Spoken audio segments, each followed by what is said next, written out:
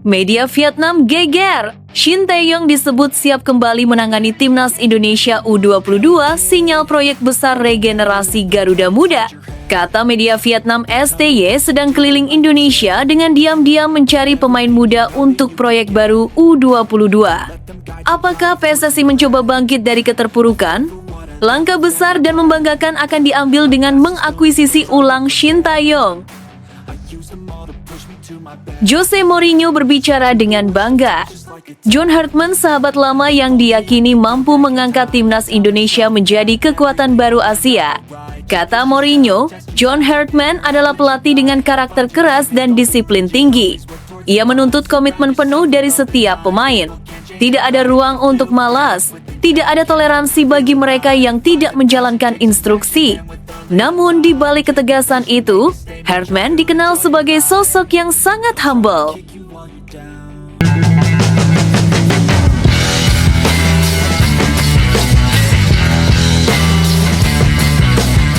Sebelum kita lanjut ke berita terlengkapnya, alangkah mulianya bagi kalian untuk tekan tombol like dan yang belum subscribe, tolong subscribe channel ini.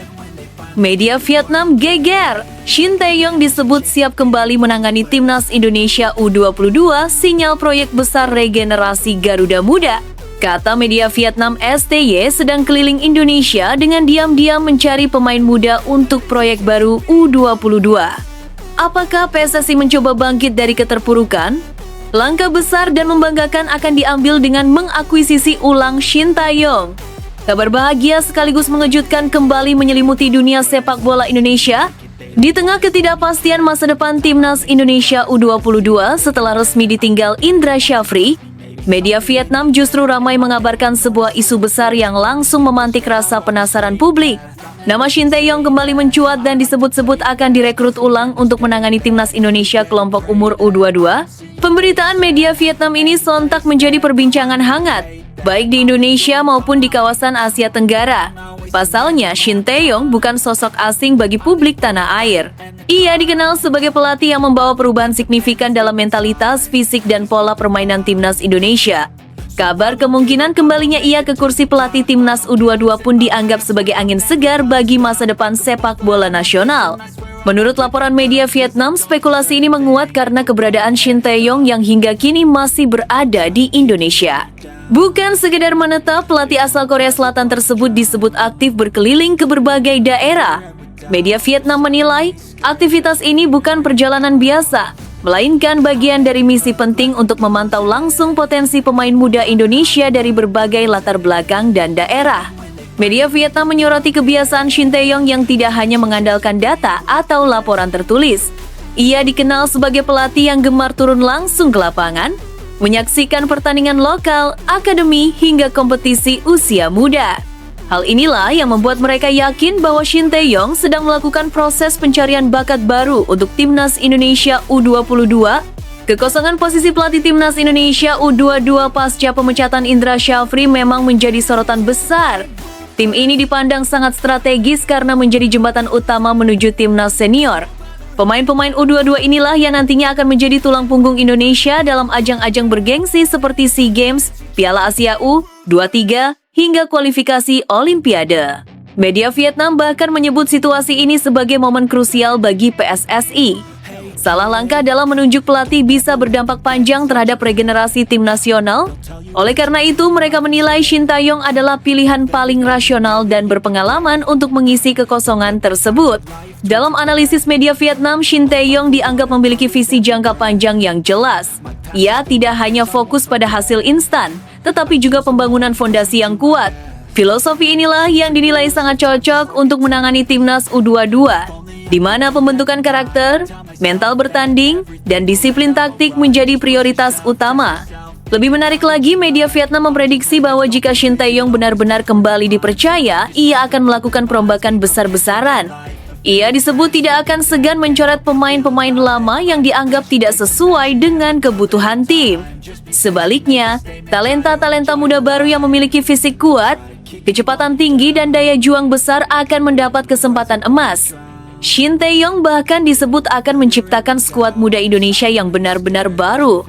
Bukan sekadar melanjutkan warisan sebelumnya, tetapi membangun tim dari nol dengan standar internasional. Media Vietnam menilai langkah ini sebagai bagian dari proyek jangka panjang untuk meningkatkan daya saing Indonesia di level Asia. Menurut mereka, Indonesia memiliki potensi besar dari sisi jumlah pemain muda dan bakat alami. Namun, selama ini potensi tersebut belum sepenuhnya dimaksimalkan. Kehadiran Shin Tae-yong diyakini mampu menyatukan potensi itu dengan metode latihan modern, disiplin tinggi, dan pendekatan taktik yang lebih matang. Tak heran jika kabar ini disambut antusias oleh para penggemar timnas Indonesia. Banyak supporter yang masih menyimpan harapan besar pada sosok Shin Tae-yong. Ia dianggap sebagai pelatih yang berani, tegas, dan tidak mudah terpengaruh tekanan publik. Pemain dipilih berdasarkan kualitas dan kerja keras, bukan nama besar atau popularitas. Media Vietnam juga menilai bahwa kembalinya Shin Tae-yong ke timnas U22 akan menjadi pesan kuat bahwa Indonesia serius membangun masa depan sepak bolanya. Fokus tidak lagi hanya pada hasil jangka pendek, tetapi pada pembentukan generasi emas yang mampu bersaing dengan kekuatan besar Asia seperti Jepang, Korea Selatan, dan Arab Saudi. Meski demikian, hingga kini PSSI belum mengeluarkan pernyataan resmi terkait kabar tersebut. Semua masih sebatas spekulasi yang berkembang dari pengamatan media Vietnam. Namun, fakta bahwa Shin Tae-yong masih berada di Indonesia dan aktif berkeliling membuat rumor ini semakin sulit untuk diabaikan. Publik Indonesia pun dibuat bertanya-tanya, apakah ini benar langkah awal dari proyek besar PSSI? Ataukah sekedar kebetulan yang ditafsirkan berlebihan oleh media luar? Di balik semua spekulasi itu, harapan besar mulai tumbuh di hati para pencinta sepak bola nasional. Jika kabar ini benar terwujud, maka timnas Indonesia U22 berpotensi memasuki era baru yang penuh optimisme. Era di mana Garuda Muda tidak hanya menjadi pelengkap di turnamen regional, tetapi tampil percaya diri, kompetitif, dan bermental juara. Kini, semua mata tertuju pada langkah selanjutnya dari PSSI dan Shin Tae-yong. Apakah mereka akan kembali bersatu untuk membangun masa depan sepak bola Indonesia? Yang pasti, satu kabar dari media Vietnam ini sudah cukup membuat publik tanah air kembali bermimpi besar tentang kejayaan Garuda di masa depan.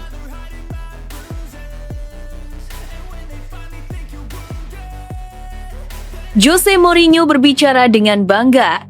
John Hartman, sahabat lama yang diyakini mampu mengangkat timnas Indonesia menjadi kekuatan baru Asia. Kata Mourinho, John Hartman adalah pelatih dengan karakter keras dan disiplin tinggi. Ia menuntut komitmen penuh dari setiap pemain. Tidak ada ruang untuk malas, tidak ada toleransi bagi mereka yang tidak menjalankan instruksi. Namun di balik ketegasan itu, Hartman dikenal sebagai sosok yang sangat humble. Ketika nama Jose Mourinho angkat bicara, dunia sepak bola selalu memberi perhatian lebih. Pelatih yang dikenal dengan mental juara, kecerdasan taktik, dan kepribadian kuat itu jarang memberikan pujian tanpa alasan. Karena itulah, pernyataannya tentang timnas Indonesia dan sosok John Hartman langsung menyita perhatian banyak pihak. Mourinho dengan bangga mengucapkan selamat kepada timnas Indonesia, sembari menyatakan keyakinannya bahwa Hartman adalah pelatih yang tepat dan sangat cocok untuk membawa Indonesia ke level yang lebih tinggi. Bagi Mourinho, John Hartman bukanlah orang asing. Keduanya memiliki hubungan lama sebagai rekan seperjalanan ketika sama-sama menimba ilmu sepak bola. Mereka pernah berada di fase yang sama, belajar, berdiskusi, dan membentuk cara pandang tentang sepak bola modern. Mourinho mengenal Hartman bukan hanya dari luar, tetapi dari proses panjang yang membentuk karakter dan filosofi kepelatihannya. Menurut Mourinho, Hartman adalah pelatih dengan karakter keras dan disiplin tinggi. Ia menuntut komitmen penuh dari setiap pemain. Tidak ada ruang untuk malas, tidak ada toleransi bagi mereka yang tidak menjalankan instruksi. Namun, di balik ketegasan itu, Hartman dikenal sebagai sosok yang sangat humble. Ia menghargai pemainnya, mau mendengarkan, dan mampu membangun suasana tim yang sehat. Kombinasi inilah yang menurut Mourinho membuat Hartman istimewa. Mourinho bahkan menyebut Hartman sebagai pelatih yang cerdas dan jenius dalam membaca permainan. Ia tidak hanya terpaku pada satu skema, tetapi mampu menyesuaikan strategi dengan karakter pemain yang dimilikinya. Kemampuan inilah yang membuat Mourinho yakin bahwa Hartman sangat cocok menangani timnas Indonesia, negara dengan karakter pemain yang dinamis, cepat belajar, dan penuh semangat juang. Kepercayaan Mourinho terhadap masa depan timnas Indonesia juga didasarkan pada kualitas pemain muda yang kini dimiliki. Ia menilai Indonesia sedang berada dalam generasi emas yang sangat menjanjikan. Nama-nama seperti Jay Itzes yang tenang dan berwibawa di lini belakang, Marcelino Ferdinand dengan kreativitas dan keberaniannya, Kelvin Verdonk yang modern dan berpengalaman, Ole Romeni yang tajam dan agresif, serta Kevin Dix yang solid dan cerdas secara taktik, disebut sebagai fondasi kuat untuk membangun tim nasional yang kompetitif. Menurut Mourinho, para pemain muda Indonesia ini memiliki satu hal penting, keberanian dan rasa lapar akan prestasi. Mereka tidak takut menghadapi lawan yang lebih besar namanya. Jika kualitas individu ini dipadukan dengan sistem yang jelas dan disiplin ala John Hartman, maka Indonesia berpotensi menjadi tim yang sangat berbahaya. Hartman dikenal sebagai pelatih yang menekankan organisasi tim. Pertahanan harus rapat, transisi harus cepat, dan setiap pemain harus paham perannya. Mourinho melihat gaya ini sangat cocok dengan timnas Indonesia. Pemain-pemain muda yang memiliki kecepatan dan stamina akan sangat diuntungkan dengan sistem permainan yang terstruktur namun fleksibel. Lebih dari sekedar taktik, Mourinho menyoroti aspek mental. Ia yakin Hartman mampu membangun mental pemenang dalam skuad Garuda. Mental untuk tidak lagi merasa inferior ketika menghadapi tim-tim besar Asia. Mental untuk bermain percaya diri, disiplin, dan siap menderita demi hasil. Dalam pandangan Mourinho, jika proyek ini dijalankan dengan kesabaran dan konsistensi, timnas Indonesia akan berubah menjadi tim yang mengerikan di Asia. Bukan karena permainan kasar, melainkan karena sulit dikalahkan, terorganisir, dan selalu tahu apa yang harus dilakukan di setiap situasi pertandingan. Lawan-lawan akan kesulitan mencari celah, frustrasi menghadapi tekanan, dan dipaksa bermain di luar zona nyaman mereka. Mourinho juga menekankan pentingnya dukungan penuh dari publik Indonesia. Ia melihat gairah sepak bola Indonesia sebagai salah satu yang terbesar di Asia. Stadion yang hidup, dukungan tanpa henti, dan rasa bangga terhadap tim nasional adalah energi tambahan yang sangat berharga. Jika energi ini disalurkan dengan positif, maka timnas Indonesia akan memiliki keunggulan mental yang luar biasa saat bermain di kandang maupun tandang. Pujian Mourinho ini bukan sekedar sanjungan, melainkan pengakuan bahwa Indonesia sedang berada di jalur yang benar. Infrastruktur mulai berkembang, pemain muda semakin berani tampil di level tinggi, dan kini ditangani oleh pelatih dengan visi serta pengalaman internasional yang jelas. Bagi pecinta sepak bola tanah air, pernyataan ini menjadi penguat harapan bahwa mimpi melihat timnas Indonesia bersaing di level tertinggi Asia bukan lagi angan-angan. Dengan kerja keras, disiplin, dan kepercayaan pada proses, Indonesia punya peluang besar untuk menulis sejarah baru. Jika John Hartman mampu mengimplementasikan seluruh gagasan dan filosofinya, serta para pemain muda Indonesia terus berkembang dan menjaga semangat juang, maka masa depan cerah itu bukan hal mustahil. Seperti yang diyakini Jose Mourinho, timnas Indonesia sedang melangkah menuju era baru, era di mana Garuda terbang lebih tinggi dan siap mengguncang panggung sepak bola Asia. Namun tunggu dulu, setelah admin telusuri secara mendalam bahwa berita di atas adalah karangan belaka dan hoax. Ini sebagai edukasi supaya penonton lebih jeli dalam memilih berita.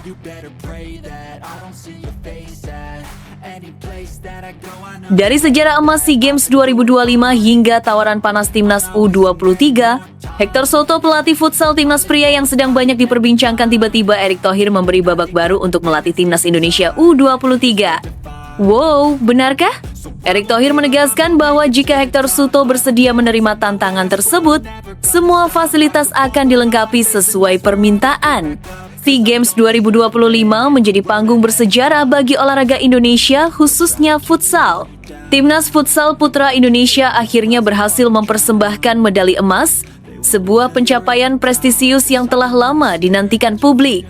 Di tengah sorak-sorai kemenangan dan rasa bangga nasional, satu nama muncul sebagai pusat perhatian, Hector Soto. Pelatih asal Spanyol ini bukan hanya membawa pulang emas, tetapi juga menghadirkan harapan baru, visi modern, dan arah pembinaan yang dinilai berbeda dari sebelumnya. Perjalanan timnas futsal putra Indonesia menuju tangga juara bukanlah kisah instan. Sejak fase grup hingga laga penentuan, tim harus menghadapi lawan-lawan kuat dengan tekanan besar sebagai wakil negara yang haus prestasi. Namun di bawah arahan Hector Soto, para pemain tampil disiplin, percaya diri, dan matang secara mental. Setiap pertandingan dijalani dengan rencana jelas, pergantian pemain yang efektif, serta kemampuan membaca permainan lawan dengan cermat. Hector Souto dikenal sebagai pelatih yang sangat detail dalam persiapan. Ia tidak hanya fokus pada aspek teknik dan taktik, tetapi juga membangun karakter pemain. Menurutnya, mental juara adalah fondasi utama untuk meraih prestasi besar. Filosofi inilah yang perlahan membentuk identitas baru Timnas Futsal Indonesia, berani, solid, dan pantang menyerah. Medali emas SEA Games 2025 pun menjadi bukti nyata bahwa pendekatan tersebut membuahkan hasil. Keberhasilan ini langsung mendapat respons positif dari berbagai pihak. Ucapan selamat mengalir dari penggemar, pengamat olahraga, hingga para pemangku kebijakan. Ketua Umum PSSI, Erick Thohir menjadi salah satu figur yang paling vokal memberikan apresiasi. Ia memuji kerja keras Hector Souto dan seluruh tim, menyebut kemenangan ini sebagai simbol kebangkitan dan keseriusan Indonesia dalam membangun olahraga secara profesional. Namun, euforia kemenangan ternyata hanya menjadi awal dari cerita yang lebih besar. Di tengah suasana penuh kebanggaan itu muncul kabar yang langsung mengundang rasa penasaran publik. Erick Thohir dikabarkan menawari Hector Souto untuk menjadi pelatih Timnas Indonesia U23, menggantikan Indra Syafri. Informasi ini dengan cepat menyebar dan memicu diskusi hangat di berbagai platform media.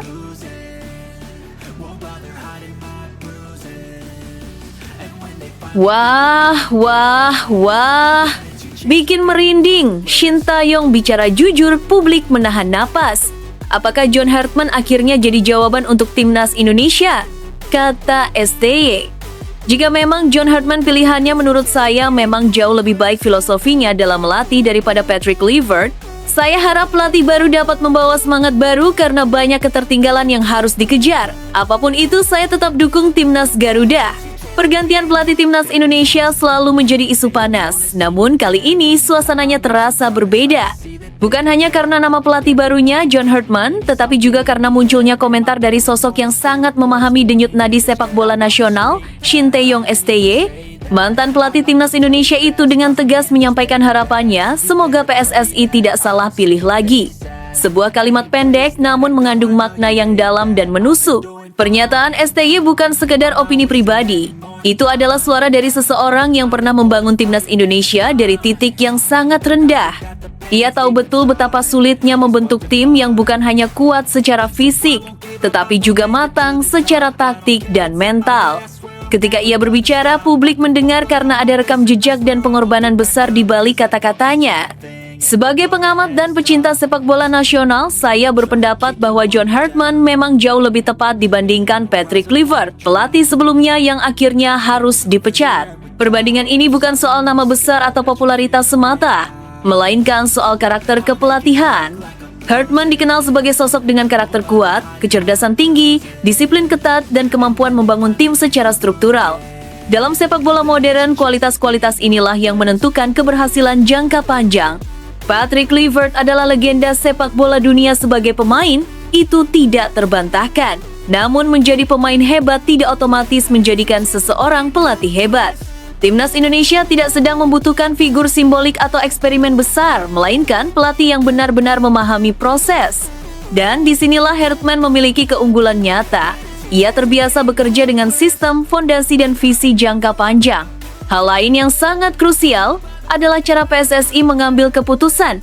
Jika penunjukan John Hartman dilakukan melalui mekanisme yang sehat, melibatkan seluruh pengurus Exco PSSI, diskusi teknis yang matang, serta evaluasi menyeluruh terhadap kebutuhan tim, maka besar kemungkinan hasilnya akan jauh lebih baik. Sepak bola nasional tidak boleh lagi bergantung pada satu orang atau keputusan sepihak.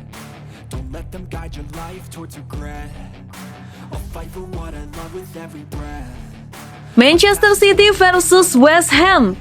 Misi akhir tahun The Citizens geser Arsenal di puncak klasemen Liga Inggris. Pertandingan ini menjadi misi akhir tahun bagi The Citizens untuk merebut puncak klasemen sementara dari Arsenal. Anak asuh Pep Guardiola bertekad melanjutkan tren positif sekaligus memberi tekanan serius dalam perburuan gelar juara. Performa Manchester City tengah berada di jalur impresif. Sejak kekalahan tipis 0-1 dari Aston Villa pada akhir Oktober, City bangkit dan mencatatkan 10 kemenangan dari 12 laga terakhir di semua kompetisi.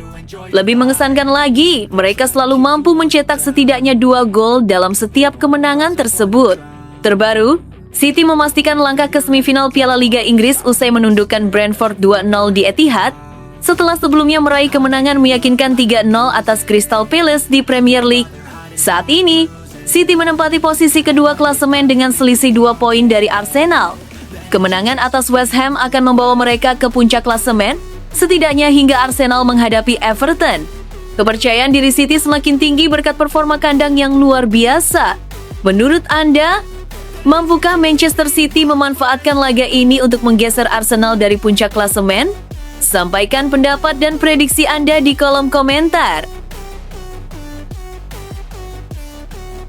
Inilah alasan mengapa Manchester City wajib mendatangkan Axel Disasi dari Chelsea. Manchester City dikenal sebagai klub yang selalu membangun skuad dengan perencanaan jangka panjang.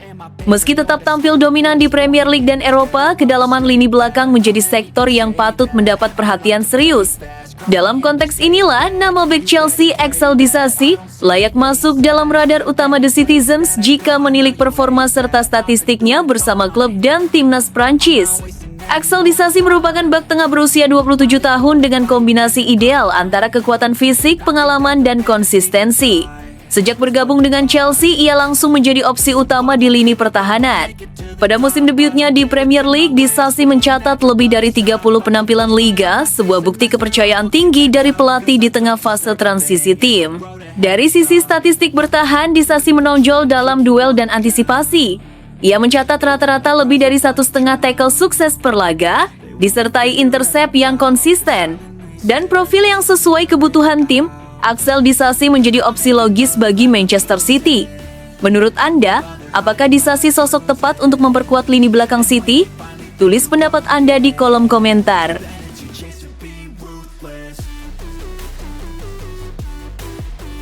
Claudio Echeverri dipastikan akan kembali ke Manchester City pada Januari mendatang setelah masa peminjamannya bersama Bayer Leverkusen berakhir lebih cepat dari rencana.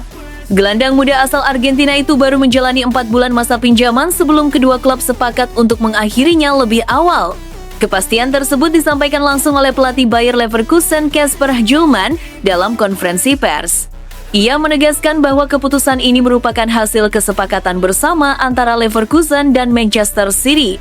Hjulman juga mengonfirmasi bahwa Echeverri tidak akan masuk dalam skuad pertandingan berikutnya karena status peminjamannya telah resmi dihentikan. Sepanjang musim ini, mantan pemain River Plate tersebut mencatatkan 1 assist dan tampil dalam 11 pertandingan di semua kompetisi dengan total waktu bermain 270 menit. Namun, ia hanya dipercaya sebagai starter dalam 3 laga. Salah satu penampilan tersebut terjadi di ajang Liga Champions saat Leverkusen menghadapi Paris Saint-Germain, pertandingan yang berakhir dengan kekalahan telak 2-7. Keputusan mengakhiri masa pinjaman ini memunculkan tanda tanya terkait perkembangan Echeverri dan rencana Manchester City terhadap masa depannya. Apakah ia akan langsung masuk dalam rencana Pep Guardiola? Atau kembali dipinjamkan demi mendapatkan menit bermain lebih banyak? Menurut Anda, langkah apa yang paling tepat bagi Manchester City untuk perkembangan Claudio Echeverri? Tulis pendapat Anda di kolom komentar. Ferguson sebut MU baru akan juara Liga 10 tahun lagi, Amorim langsung keras buka suara. Manchester United kembali menjadi sorotan setelah Sir Alex Ferguson melontarkan pandangannya terkait peluang setan merah meraih gelar Liga Inggris berikutnya. Legenda klub tersebut menilai MU masih membutuhkan waktu panjang sebelum kembali menjadi juara. Pernyataan ini pun langsung mendapat respons dari Ruben Amorim di tengah persiapan tim menyambut Liga Inggris musim 2025-2026. Sir Alex Ferguson secara terbuka menyebut bahwa Manchester United mungkin baru bisa menjuarai Liga dalam rentang 1 dekade ke depan.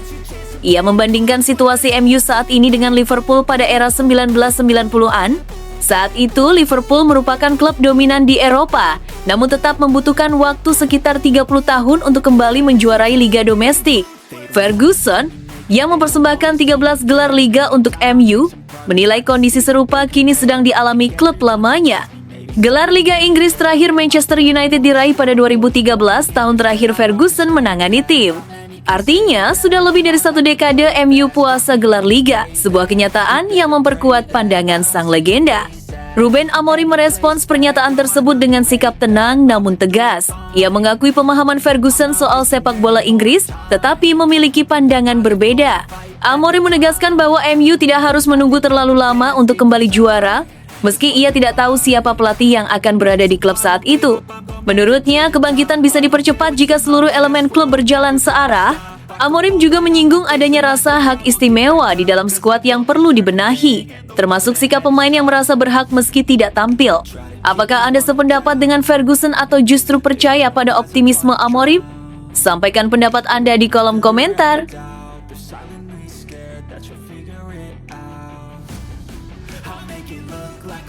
Rahasia tembok baja Chelsea terbongkar. Enzo Maresca puji chemistry gila dua bek ini. Chelsea tampil sebagai tim paling sulit ditembus di Liga Inggris musim ini. Lini pertahanan The Blues menjelma menjadi benteng kokoh yang membuat lawan frustrasi. Enzo Maresca pun akhirnya mengungkap rahasia di balik solidnya tembok baja Chelsea, dan jawabannya bukan sekedar soal taktik di papan strategi. Klub asal London Barat tersebut mencatat rekor clean sheet terbanyak sejauh musim berjalan, dengan hanya kebobolan 15 gol menjelang paruh kompetisi. Dua sosok menjadi pusat kekuatan pertahanan itu, Trevoh Chalobah dan Wesley Fofana. Maresca menyebut chemistry keduanya sudah berada di level gila dan sangat menentukan stabilitas tim. Sejak 1 November, Chalobah dan Fofana 6 kali menjadi starter bersama. Hasilnya luar biasa, 5 pertandingan berakhir tanpa kebobolan dan hanya 1 gol yang masuk. Gol tersebut pun tercipta saat Chelsea bermain dengan 10 orang melawan Arsenal. Menurut Maresca, koneksi batin dan waktu bermain bersama membuat mereka mampu saling memahami, bahkan hanya lewat kontak mata. Menariknya, fokus pada pertahanan tidak membuat lini serang Chelsea melempem. The Blues hanya 2 kali gagal mencetak gol di Premier League musim ini.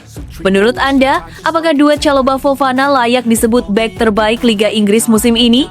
Tulis pendapat Anda di kolom komentar.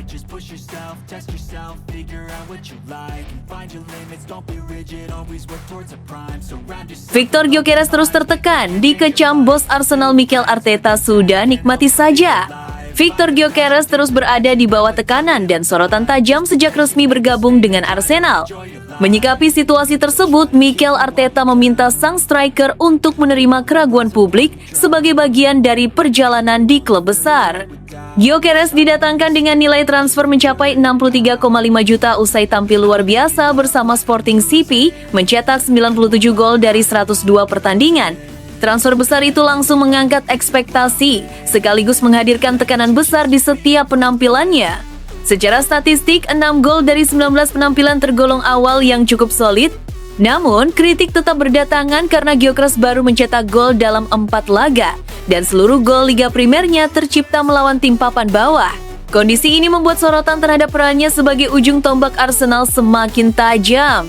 Menjelang laga kontra Everton, Arteta menegaskan bahwa tingkat perhatian terhadap Gyökeres tidak berubah sejak hari pertama. Ia mengingatkan bahwa sang striker datang tanpa pramusim dan sempat kesulitan secara fisik di liga yang sangat menuntut. Menurut Arteta, adaptasi memang membutuhkan waktu, terlebih bagi pemain dengan gaya bermain fisikal seperti Gyökeres. Menurut Anda, apakah Gyökeres hanya butuh waktu untuk meledak bersama Arsenal atau justru tekanan besar akan terus membebaninya? Sampaikan pendapat Anda di kolom komentar.